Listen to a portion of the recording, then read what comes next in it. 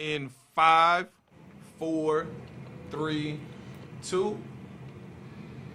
I don't know if you knew this, but Dallas is in the running to host the World Cup in 2026. The woman behind the movement, just ahead on the Jeff Crilley Show.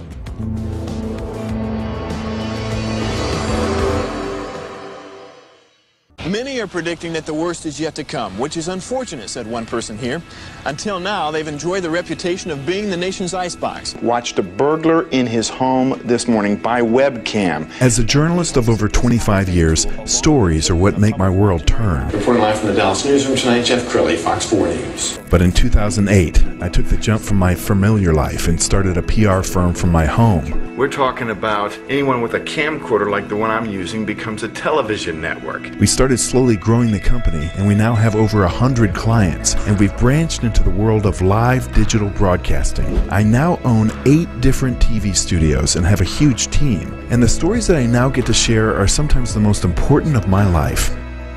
Life has a funny way of coming around full circle. This is the Jeff Crilley Show. Welcome to my show. Well, as you all know, Dallas-Fort Worth has become a real sports mecca. I mean, think about, we've hosted Super Bowls and World Series and Stanley Cups and the World Cup, and I can't even think of anything we haven't hosted. To talk about that right now, Monica Paul, she is Executive Director of the Dallas Sports Commission. Thank you for coming on the show. Thank you, Jeff. It's an honor to be here. Exciting topic of sports.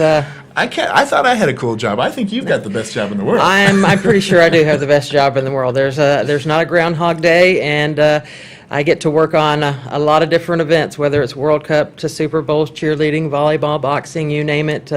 We try to secure it here for Dallas. Absolutely. Now, you guys have been around for a while, but I'm sure that there's people out there who don't know what the Dallas Sports Commission does. So help us. Yes, there's kind of 3 missions that we have, but our main one is really to secure major sporting events, whether it's the amateur, grassroots, collegiate, professional, international events that really stir the economy and bring people in, visitors to stay in our hotels, eat in our restaurants, and really have an economic impact, increase the economic impact here for the Dallas region.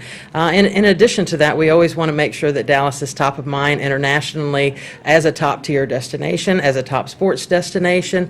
And then we also pride ourselves in the fact that many of the sporting events that we bring in really impact the quality of life for our residents that live here and raise families here, and different programming, whether it's the Dallas Regional Spelling Bee or the MEX Tour Reading Challenge, literacy initiatives, kids remaining fit and providing camps, clinic opportunities, things that some kids may never have the opportunity to do. Well, I've been really impressed with how the DFW community has come together. I got to cover our bid for the Super Bowl back when I was at Fox 4, and we made a big deal out of the fact that there's a rivalry between Dallas and Fort Worth and Irving and Arlington, but everybody came together to get that done, and you're part of that process, aren't you?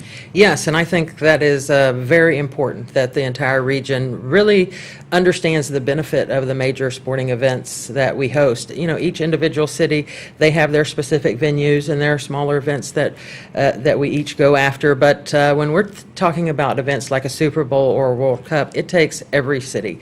For instance, with the World Cup, AT&T Stadium is the premier world-class stadium that we're hoping will be hosting 6 to 8 matches. Well, that's in Arlington. Fort Worth has training venues and fan fest locations, ancillary event venues and hotels. Dallas, very similar in the same, and Fair Park and Cotton Bowl Stadium to possibly be an international broadcast center. So it's really important in everything that we do around this World Cup that we're united as one going into this bid process. Well, Monica, I want to brag about you. We've got a picture of the article. You were named one of the DBJ's Women in Business Award recipients, and so tell us what an honor that was. Oh, it's very humbling. It's an honor to be on that list and to be named that, and to be on the list with so many other amazing women, and really it opens the door to new relationships and new opportunities and partnerships that you never knew were kind of out there. So very blessed. Well, congratulations. And we're going to talk a little bit about the World Cup, but before we do that, we want to roll a piece from Fox 4.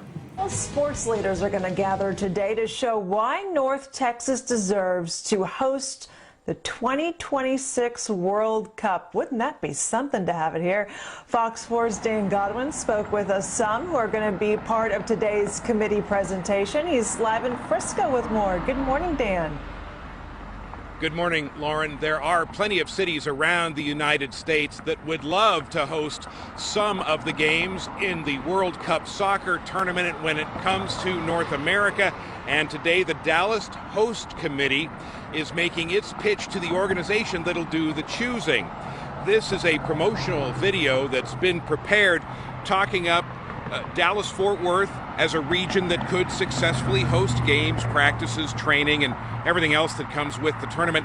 The World Cup in 2026 will be played in cities across North America, Mexico, the United States, and Canada.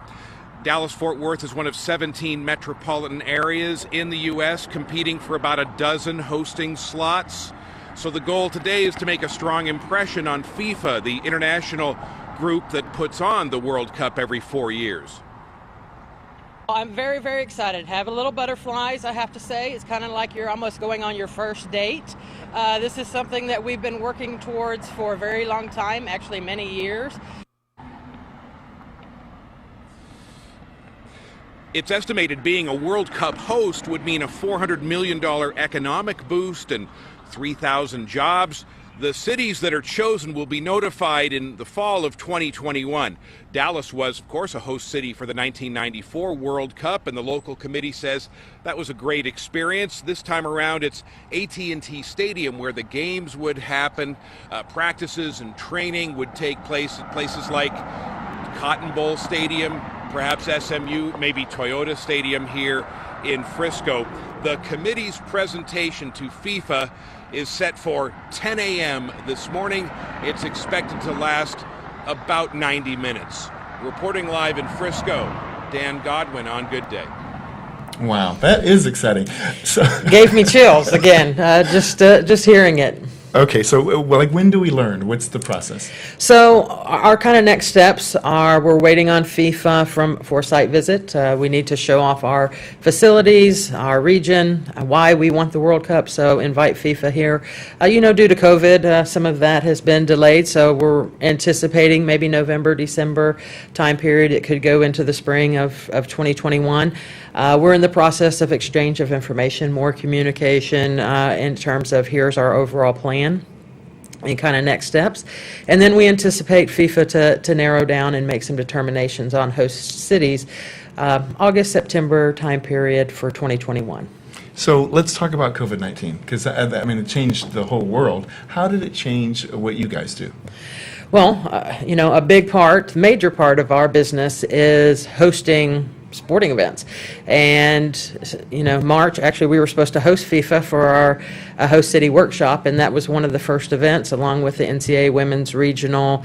We had volleyball tournaments, a lot of events that, started to cancel. And ultimately, we thought, okay, this is only going to be 2 months. Let's push, and we have some space available in the June, July time period, and then it kind of has lagged on, and we've seen more cancellations coming. But really what we've turned our focus to is getting out of the gate on a positive stretch in 2021. So we have over 50 sporting events that are on our calendar for 2021, and we're really focused on working with them and working with our venues to ensure that we can host as many people as possibly in a safe environment, and everyone can be success, and we can slowly but surely show confidence in the public and participation and officials and coaches and fans that it's safe to come back and attend sporting events. Yes. Well, we were talking before the show about how September 11th changed everything in terms of how we travel and how they screen you for a flight. How will the pandemic change the way we experience sports? Well, I think what we'll see is I don't know if masks will be forever, but I think some of the protocols of when you're entering a stadium or a venue and the sanitary, the cleaning, I think that's going to continue to evolve, and I think that's going to stay with us. It definitely change over time, and different venues may have different protocols, but I think we have to instill confidence in the participants and in moms and dads to be able to continue sending their children to play, whether youth sports or even attend as a fan, and make sure people are comfortable, so that, as well as the participants, that from a professional standpoint, ensure Absolutely. that they're comfortable and we don't have spread. Well, and I think it was a real wake-up call for everybody, just in terms of hand washing and sanitary. You know, I think before COVID-19, the stuff that we would do, right? I think, yeah, things that maybe we take for granted or didn't think about on a regular basis, that should already be part of our everyday lives and things that we do. But I think definitely will be front and center, and safety and security will continue to evolve and be an important part of the sports realm. Outstanding. You've been an amazing guest. We're going to put your website up so everybody can get in touch. DallasSports.org is the website. Monica Paul, the Executive Director of the Dallas Sports Commission. Thank you so much for coming on the show. Thank you, Jeff. You bet. And that's it for now. We'll see you next time.